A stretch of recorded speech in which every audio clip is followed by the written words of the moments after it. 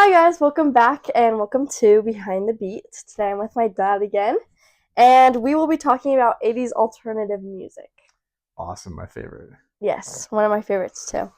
Okay, so first I'm going to start off with a couple questions for my dad, and then we're going to go into some of our favorite bands and what makes them unique and alternative. So, for my first question, what does the term alternative mean to you and meant back then? So yeah, alternative I think was kind of started in the 80s really because there was the 60s and 70s kind of pushed rock and roll and hard rock from the 60s and 70s, and then uh, there was kind of what at that point it was rock and roll was always an alternative. I think back in the 1960s it became more mainstream, and then granted I wasn't around then obviously, but Mm-hmm. I was born in '77, so my experience as a young boy and teenager who was in the 80s, especially the late 80s. And I remember first hearing alternative from one of the radio stations that said, "Your alternative rock station."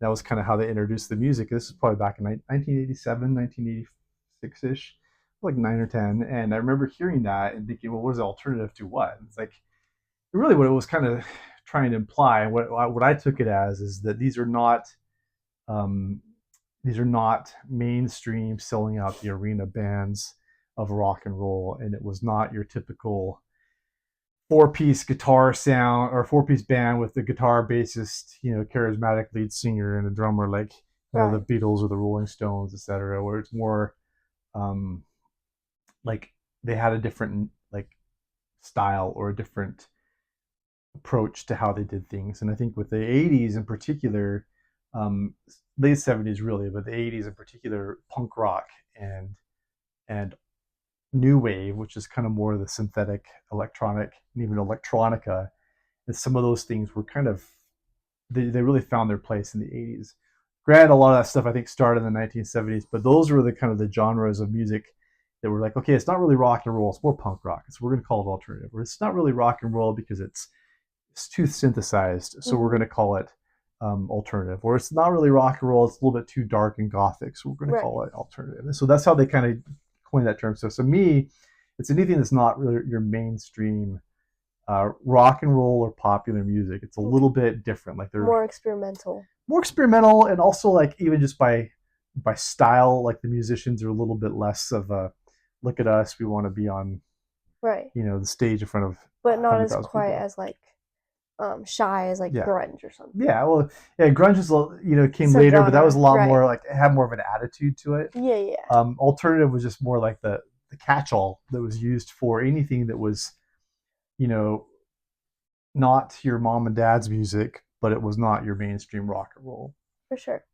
Okay, for my next question, in your opinion, in your experience, what was your thoughts on how it was different from mainstream or what you've seen before? That's a great question. So like where it kind of differed and why alternative became a thing was because there was whether it was the sound, like introducing instruments, like they had a lot of different experimentation, especially in the 80s, where they introduced different keyboard sounds that they never really had before. It was kind of the boom of a lot of the digital media, right? And Mm-hmm. also it was the boom of MTV and music videos. So both in sound and maybe even style, like there's a lot of bands that had a very unique style back in the 80s that were you look back on it now and it looks like kind of why on earth were they doing that? You look like at a band like Devo, who was kind of a Mm-hmm. punk rock experimental band, but they dressed up really weird, like this like inverted fire hydrant hats and Right. like skin tight outfits, and there was just really a lot of like bizarreness where they wanted to be kind of an alternative in the way they presented themselves or their sound. And some of those bands that were alternative to begin with, they ended up kind of becoming mainstream, and then but they still stayed under that alternative label. And I think I was thinking a lot about this when we were talking about this. Uh, for those of you watching, if you've ever seen the We Are the World, um, or that was like 1986 Mm-hmm. ish or something like that. It was like a global relief song that was a lot of the bands in the music industry put together, and there was a lot of what you'd consider like your typical mainstream people there. And then there was a couple like people that joined that were like not, they were alternative, but they were big enough to be in that same room Mhm. with the Stevie Wonders and the Lionel Richies and the Paul McCartneys of the world and the Michael Jacksons of the world, Mhm. but they were still a little bit alternative, and Yeah, you could see that they just didn't quite fit in. for sure. Okay. For my next question, which early alt bands do you think set up the blueprint for the decade?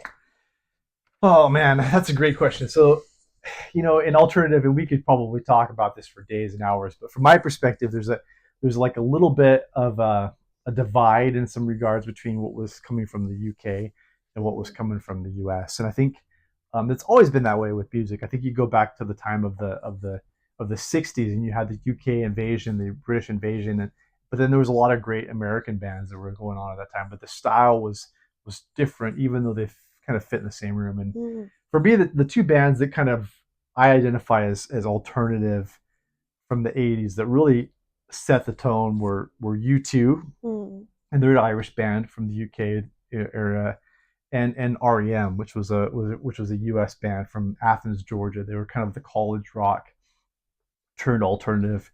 U2 has a little bit of a different story. They were very much kind of a pseudo punk band when they started off, very influenced by a lot of the punk bands at the time of the '70s, and they kind of started in the late '70s, and then in the '80s they kind of hit their their kind of style and their vibe, and they were probably the first big mainstream kind of globally accepted alternative band. There's a lot of others, like, so those two are probably the two I would associate the most Right. as kind of more alternative rock. Others I would probably call more alternative new wave, which is a little bit more of the synthetic sound, and that would Right. probably be, to me, Depeche Mode is probably the number one on No, that, okay. as far as like introducing that kind of style and making that a little bit more, um, you know, accessible and mainstream to a lot of the bands. Kind of follow their model. Granted, they weren't the first, but they were the ones that really first, I think, really hit it big, especially in the U.S. And when they Mhm. started touring in the U.S. in the late '80s, they had a huge following, and a lot of bands kind of wanted to be like Depeche Mode, and it spawned a lot of the knockoffs at the time. Yeah. All right. So you mentioned new wave. So do you want to come on and like add more to that? Because I mean, there are a lot of subgenres of alternative. Obviously, there's more like an indie alternative. There's a lot of new wave, but Punk can you rock, just yeah, punk? Yeah. Can you just explain a little bit more on those and yeah. everything? So new wave, it's a term. I don't know if it was. I'm trying to remember if it was really used back then, but it kind of became later. But to me, I define new wave bands as that alternative music that had much more of a synthesized style. Mhm. Doesn't mean that there wasn't guitars, but the keyboards and the drum machines and the kind of the synthetic digitally produced stuff was a lot more apparent in their music. And and keyboards were not new to the '80s. I mean, you look at like a classic rock band from the U.S., The Doors. They were a keyboard heavy band, and a lot of their famous riffs from some of the Doors, which is considered kind of classic rock and hard rock from the '60s, that was really keyboard heavy. But the bands in the '80s turned it into a little bit more of a kind of a dream pop sort of style to those keyboards. Then they introduced a lot of really really random like drum effects and other effects that kind of tried to evolve music to be a lot more uh, I guess a lot more synthetic sounding, a lot less of a just a typical guitar and drum and bass. And so like, so bands like the new wave that I associate with new wave, or obviously Depeche Mode, like I mentioned. Erasure was another one. Devo, they kind of started as punk. They were definitely much a new wave band. um, New Order, who started as a kind of a post punk in Joy Division and evolved into New Order after Ian Curtis passed away. A lot of those bands were really big in the UK, but also made it big here. And then another band, which I'm wearing the shirt of and you're wearing the hoodie of, Me is one of too. my favorites, is The Cure. And I think they kind of introduced another aspect of new wave. They were very guitar heavy and very famous for some guitar riffs, but they did have a lot of keyboard sounds too. But they had kind of the typical look of what a new wave band is. They Right. had like the very, I don't want to say, I'm trying to figure out the right word to describe how they Cure. I mean, Robert Smith, you can see his hair. They're Yeah. not the first band to have frizzy hair, and Just Robert kind of Smith wasn't the unique. first musician to wear makeup, right? Right. And but it was just like this, like, we don't really care what we look like. Yeah. We're not trying, and the Not Cure did really. it, yeah, to be more, to be bizarre and just kind Right. of a style of their, and to match their kind of like off But not really a feel. costume, just kind of like Yeah, an it's identity. yeah, it's not like the 80's glam rock Like bands where they had like this, Kiss. like, like Right. black leather mixed with like, these silk Right. scarves and stuff like that with his big poofed up sprayed hair. Hmm. It was much more like, Robert Smith would wear like kind of like these weird t-shirt, tennis shoes, Flannels and and like almost like slippers, and like just very, yeah, hmm like baggy shirts with this like crazy hair. And his stick was the makeup with the lipstick, which was not put on like to look like lipstick. It was like right. smeared, like maybe almost like he had like a glass of wine and like spilled all over his face, or Right. maybe had been kissing somebody or something along those lines, where it wasn't like applied professionally. It was just like weird looking, Yeah. Yeah. And that's kind of but the Cure is one of those bands that really kind of got me into the new wave, because I Hmm. I started off in my listening a lot more on the rock and roll side, and new wave had been going on for a while, and it took those bands that were much more guitar heavy and a lot more, um, had the sounds of the guitar riffs Right. that kind of appealed to me, that Push you kind of into that introduced me to like, okay, the new wave stuff's pretty cool for too. sure. Yeah. Yeah. So you mentioned a lot about the style of the sound and the synthetic and kind of different areas that it kind of dove into, but can you talk a little bit more about lyrics and how maybe the lyrics kind of shaped this genre? Yeah, like the lyrics that made it kind of more alternative. Yeah, for sure. Yeah, that's, in and lyrics are one of those things that every band has a different take on it, right? But Right. there was a level of I want to say like dissatisfaction that happened, and all of rock and roll has a history of protest rock, and like sticking it to whatever is going on. Right. But in the 80's, I think the new wave and the alternative bands, whether it's from like a band like REM or U2 that was a little more mainstream in the sound, or a band like The Cure or Depeche Mode, which was a little bit more synthetic, I think the take and what made it a little bit more alternative was it went less of a like an explicitly out there message and more of an internal like dissatisfaction that they express through their lyrics. So it was Hmm. like, instead of like being angry that the world's like this and I'm gonna sing a song about how angry I am, like, Right. it's more about like, hey, Personal.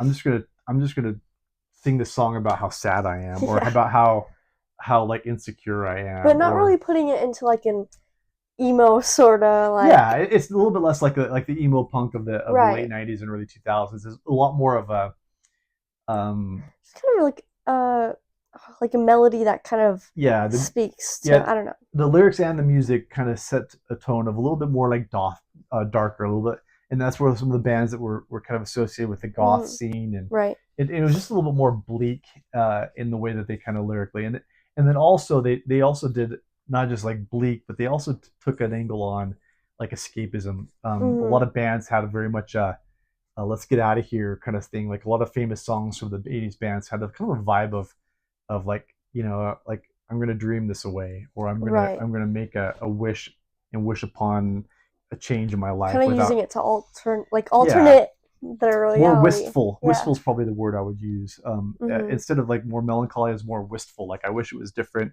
Here's my pretend story, and a lot of bands kind of went with that. But I think that the lyrics themselves were, for some of those bands, were never quite as catchy as your typical chorus that was kind of recited over and over. And granted, there's exceptions to that. There's a lot of Hmm. mainstream hits from the alternative bands, but it Right. was a lot more about a feeling than it was like, Hmm. a message. Yeah, for sure. Okay, so now we're going to kind of move on to a different section, I would say, but we're going to talk a little bit about the impact of the 80's alternative and kind of the stage it sets us up for a lot of the next incoming generations, like the grunge era and even going on to 90's alt and then going on to indie and just how everything has, built up upon each other.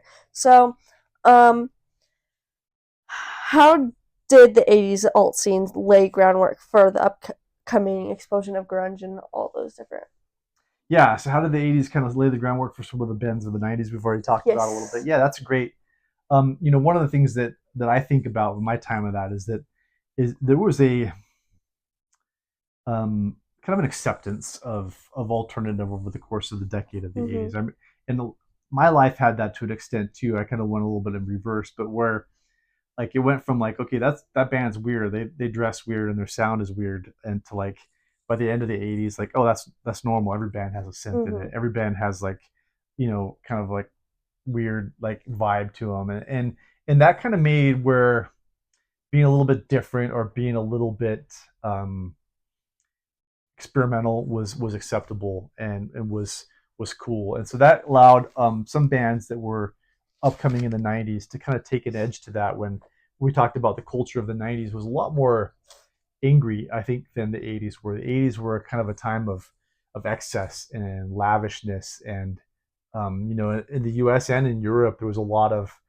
with the way politics were at the time, it was different. In the '90s, things kind of fell apart. There was a collapse of communism in the early 1990s. There Mhm. was a lot of more wars and violence that happened in the '90s than in the '80s. '80s was kind of like this like heavy cloud of fear hanging over you with the USSR and things that were going on, and some of the new technology that was coming that was just changing society. But yeah, you got Depeche Mode Depeche out there. Mode. Yeah, I But just saw there's that. also, but in the '90s, it became a little more angsty, and so what I think it really laid the groundwork was that you could be emotional and you could be weird or you could be introspective in your lyrics and still be loud and angry if you wanted to. And I think that allowed Sure. that. And so and you look at a lot of bands from like I mentioned U2. Like Mhm. U2 had a lot of like band like songs that were almost, they're very radio friendly, right? You're with or without you, a lot of the Right. Joshua Tree. But then the end of that album, Exit, is a very dark, almost angry kind of For sound. sure. And it's a song that has a lot to do about suicide or a Mhm. gun going off. And lyrically and musically, you can see how a lot of that like influenced bands like Nirvana. For sure. Nirvana was famous for having like a kind of a dark, almost like, well, I'm just gonna, I don't have a gun, Mhm. like, you know, come as you are, soaked in mud, doused in bleach, like a little more edgy, like Right. that kind of stuff. I think some of the music and the lyrics from the bands like U2 and REM kind of set that tone, to kind of make that okay, right? And so Mhm. these bands kind of grew up with that. They might have had a little more metal or a little more hard rock influence than the alternative stuff, but that kind of parlayed into what became the '90s scene. And I think a lot about like other aspects of it, '90s music that we haven't talked about, that outside of grunge, is there was kind of a revival of kind of aggressive electronic music where Mhm. in the '80s the electronics were kind of introduced, and a lot of it was like a little more poppy, a little bit more kind of a dream sound, where there were some bands that went a little bit darker with that. And you look at a band like Nine Inch Nails, for example. Their first album was technically in 1989, Pretty Hate Machine. But like Trent Reznor and Nine Inch Nails, they started listening to a lot of those electronic bands, Mhm. and it drove them to do what they did with kind of a harsher electronic sound in the '90s. And there was a lot of bands that were kind of what we call like kind of the industrial rock, where it was even more guitar heavy than Nine Inch Nails were, but more of a kind of a louder, grindier sound, and like bands like White Zombie Yeah. or Monster Magnet or some of those bands, and they kind of parlayed into what was the late '90s, which kind of turned into, instead of electronic hard rock, it was more hard rock with a DJ. A lot of the bands like the late '90s, like Limp Bizkit and Linkin Park, came out, and they had like more of the turntables and a DJ with their stuff, as well as the hard rock sound. Yeah. And so I think all of that was really influenced by the '80s and how they really incorporated a bunch of different types of musicians, that normally wouldn't have been playing together. Somebody who's like really on their computer versus somebody who's banging out riffs on the guitar. We're not necessarily always in the same room, but the '80s, it became part of that same band, and it was kind of cool to see how that kind of set the framework. Yeah, for sure. And I think I can even like now that you mention that, I think I really do see that like the not the that people were scared of like expressing themselves in lyrics that much before the 80s obviously, but I think a lot of the 80s alternate, I mean, it's hard because I wasn't there, right? Right, But right. I think seeing a lot of the bands before the 80s alternative genre, I think there was a little bit of a um it was a little bit of a wall with like expressing Yeah, your lyrics. Like there wasn't as deep in like, and then I feel like alternative kind of started getting to those intro perspective lyrics yeah, and kind of like introducing those, and then grunge just kind of took it yeah. And off. that's a great point. Like the lyrically, like another thing I didn't really mention, but it was kind of became cool or Yeah, to be quirky. Yeah. to be weird, and like some bands were a little bit more goofy, and that's Mhm. kind of carried over to the '90s too. There was you look at a band like the Smiths, one of my all-time favorite bands. They Morrissey was famous for kind of a crooning voice, but their lyrics were like just really quirky. I mean, Yeah. like the shirts we wore in the last episode. Double decker bus crashes into us. To die by your side is a heavenly way to die, right? Right. Like The that's pleasure, the like who would privilege put is that in a song? Like mine. that's not something you'd put in the '70s and in the '60s. It Right. was a lot more true emotions back then. The '80s is like, oh, we're going to kind of hide our emotions behind these quirky lyrics, but you're still going to get the vibe. For You're sure. still going to get what we're feeling. Yeah. Okay. I mean, I think we all kind of see the influence on alternative. We were just kind of talking about the influences on alternative um, music on the artists today, Mm-hmm. and we've kind of already talked about that. But I mean, I see it a lot in the newer indie waves, or even the people trying to recreate some of the feelings, and even like I just saw recently the Cure collab with that pop star Olivia Rodrigo. Yeah, So I think there is a lot of influence, and even though it can't be recreated, it's definitely the movement is still for sure. very heightened today. But do you have any other thoughts on the influences on artists today? Well, yeah. I mean, I'm not as familiar with like who's cool and what's not Right. today because I kind of live in my own decades. But from my perspective, like some of those bands that you never would have expected to endure back when I was like 10, 11, are still around. Like Mm-hmm. we saw Depeche Mode just like a year and a half ago on tour, and they're still doing amazing things. And Mm-hmm. it's pretty cool to me to see how, New Order too. yeah, New Order. We just saw them last May, right? And Mm-hmm.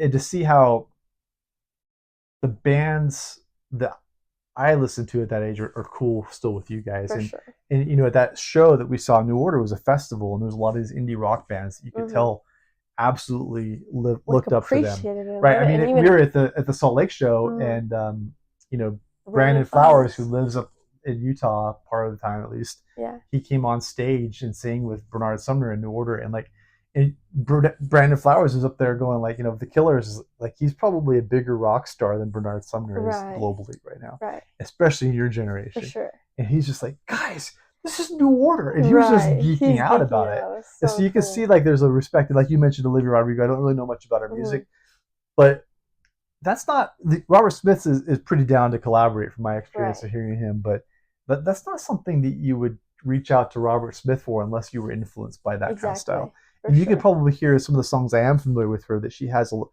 a bit of an angst and a little bit of Yes. a She melancholy does. streak to her that, I mean, everybody that's gone through angst and melancholy has probably listened to The Cure. Yeah. And if they haven't, they should be because it's perfect. I know. And I also just think um the younger generation trying to look for those angsty kind of things that we kind of get lost in kind of nowadays, Yeah, because we're just hidden by a lot of you know romance and upbeat. Like I think there's a lot of beauty in finding the melancholy songs that kind of hit the perspective. So I think like she brought him out, and like a lot of it's really young kids. So I'm sure a lot of people were super confused, but kind of like yeah, introducing that sort of different um area of expressing like emotion yeah, besides like a little angsty. It's a lot of yeah. fun to see it go throughout genres, and yeah, I don't know. I agree with that. That's kind of the cool thing when artists do that, when they bring somebody who, um, the previous generation, like their generation, might have looked up to, and influenced them, and bring them in a collaboration. It exposes a brand new generation to that music. I similar thing for me when Mm, we mentioned you too. To me, um, growing up, like country music or like some of the folky country was like that was not something I ever went to. I don't touch that, right? And then you two did a collaborate or an album in Zeropa. I think it was like 1994 ish, and it was a big change of direction for you too. But they brought mm, on Johnny Cash, who sang on one of the songs, and like Johnny Cash, right? I'm like, well, that's like your dad's music. It's your right. grandpa. But then Johnny Cash went through a revival where like a lot of people from my generation who were a little bit too young to realize who Johnny Cash was became huge Johnny Cash fans. And his career kind of revived. And he did a lot of cover songs. He did a cover Yeah. of Nine Inch Nails and Soundgarden a few years after that. And he became cool with like all the younger Right. people. And he still kind of is. Yeah, for sure. And Yeah. Okay. For my final question, about 80s alternative, without the 80s alt scene, do you think grunge and 90s alt would have existed and prevailed as much as they did today? No, definitely not. I think, like I mentioned before, they set the framework for it, but more than anything, it allowed um, people to realize that you could create your own niche, and that was Mm-hmm. kind of the beauty about the '80s. Like in the '70s, from and granted, I was an infant, so I Mm-hmm. can't speak exactly, but the '70s there was like hippie music, there was disco, and there Right. was hard rock. You have your the Kinks and the Kiss and the Stones, or you had like your disco Motown kind of sound, Right. or you had you're the Carpenters and the Peter Mm-hmm. Paul and Mary, like the more kind of like folky hippier kind of sound, Yeah. and that was it. But then the '80s, it kind of said, you know what, we're just going to have whatever we want, and we're going to combine a bunch of different stuff in there, and we're going to call it whatever we want, and it kind of got labeled as alternative. That set the groundwork that you can kind of experiment and be that way. So bands like I look at like bands in the '90s that started off as one thing and just changed to another, like Radiohead. They've evolved a lot, and that's because they had that Mm-hmm. precedent. And they've been really commercially successful with that. And other bands like U2 and REM that changed their style over the years and succeeded at that allowed the freedom on a record label or a production label um, way to for the other bands to say, hey, we're going to go in a different direction. And it's going to be cool, and we're going to be okay with it. There's precedent now, Mm-hmm. and I think that really allowed that. And more than anything, I think it also inspired a lot of people to be more open with how they wrote their songs, like to Mm-hmm. like not discount anything, to not try to put it in a box, but just play what sounds cool to you. And like we talked about with some of the '90s stuff, like the harder, angrier vibe of the '90s and that what was going on at the time evolved music a little bit away from what we saw in the '80s into like what was grunge Right. or even like the new metal stuff from the late '90s or the emo that happened in the punk rock scene. Sure. So let me ask you a question, Okay. this podcast host. So you listened to a lot of my music from the '80s. We talked about some of my experiences. So who are your favorite bands that kind of started and became a big thing in the For '80s? sure. Okay, so there are so many like that I just grew up with, and for me, it's kind of like a sense of childhood or a sense of like bonding with my dad, or kind of going to different concerts and like experiencing that firsthand. Kind of like in the new wave scene, I would have to say New Order. I mean, we've seen them. I've seen them in concert like 2 times, and the first time I remember being like 12, and like I was surprised. I was like, I knew more songs than I thought because I was just like, You're but like, I then recognize this I one. Yeah, know. yeah, But then I just recently just saw them when I was 14, and I was just like, it was such an amazing experience. And I think, especially in a more festival scene where we're all kind of standing up and we're all kind of hype, and just, I think the excitement of just seeing a bunch of different um, generations kind of all getting yeah. excited for different things. Well, I I think the just, first time you saw them, you were familiar with them, but the yes. second time you saw them, you were a And fan it was more personal and for you were excited. sure. Yeah, Yeah, so I'll have to say that one for New Wave. I love The Cure. I That one's also one that I just totally grew up on. I remember like my dad playing Pictures of You on the guitar, and like we all sitting like in front of him like while he's on the chair yeah. playing Pictures of You, and I remember that. So and actually getting to see that live was also just a really special experience. And I think my older sister too, she just loves like the alternative genre. So two people I very much look up to, just like seeing them enjoy alternative, and then me starting to enjoy my own alternative and finding meaning in my own alternative music. I think it's so fun to like, to first experience it through them and then experience it through me when I've, grown up more and like had more experiences where I can relate and kind of find that little joy and happiness and, the Well, you're at the age right now, like that, and I kind of envy you. Like I'm older and like I've lived a lot of my life, and I don't have a lot of the emotions that you go right. through. And I think there's such a powerful thing to be able to connect to a music, or whether it's a song or a band or an album that matches your emotion and you feel represented. There's something about that that's just magical. It's truly Now so I cool. now when I listen, I reminisce. You Yes. listen and you experience and you recognize yourself in the music. Now I remember like when I was there. I remember when Yeah. I was 15 and I was broken up over this experience Yes, or right. whatever. This song really just drives that home, I but know. And that's just it is just such a cool experience, even reminiscing and even experiencing. And I also think there's something about having so many different platforms to listen to music and experience it. Like I love, putting an AirPod in and like, through class just having that as background noise. I love putting headphones in and like hearing it through my brain, and I love playing on my CD and just kind of like having the little like echo. And yeah, I think it's super cool now, especially watching music videos. There's so many different resources to experience that firsthand. But yeah, anyways, there's I'm trying to think of any other ones. I mean, I love the Smiths, although they're kind of more yeah, versatile. But the Smiths have always just been have a lot of different fans of a lot of alternative different music. So, but I'm gonna redirect the question back at you a little bit. So, do you want to talk about any ones that you have, or like kind of talked a lot about that? so there's a lot of variety of bands that I grew up listening to. And some of them, they all kind of fall into that alternative, but they're very different. Like Mm-hmm. more punk bands like the Clash or Social All right. Distortion, right? And then there's bands like the Smiths who are very guitar friendly. They don't even have a keyboard in the band, but their sound and their lyrics is so new wave, right? Like, and Mm-hmm. then there's like bands that are like very synth, like Depeche Mode. But my absolute favorites from that era have to be The Cure, Mm-hmm. The Smiths, and New Order. So yeah, Depeche Mode to an extent, but New Order because I loved Joy Division before New Order. I copied him. He didn't copy me. Yeah, and I grew up probably when I was your age. I would probably have said the U2 and REM were my favorites, Mm-hmm. but I liked those other bands. But I think as I got a little bit older and just like experimented more with my own interests and things like that, like some of the other stuff appealed to me later more than that. And I think there's a depth to it that was missing from what I kind of associated with U2 at the time. Mm-hmm. For sure. Okay, guys, I think we're gonna wrap it up now. Thank you guys so much for watching and hearing us talk about alternative music. We love to talk about it, and that's all for today, guys. Well, thank you very much. Goodbye. We need to do poses. Oh yeah, for my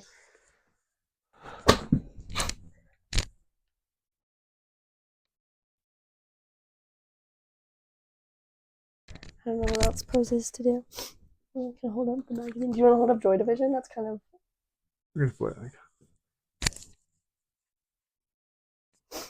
um yeah. Okay, swag. That's fun. I know it's kind of Sorry, we're cool. both kind of sick. I know. I'm like my voice is like crappy. You did great.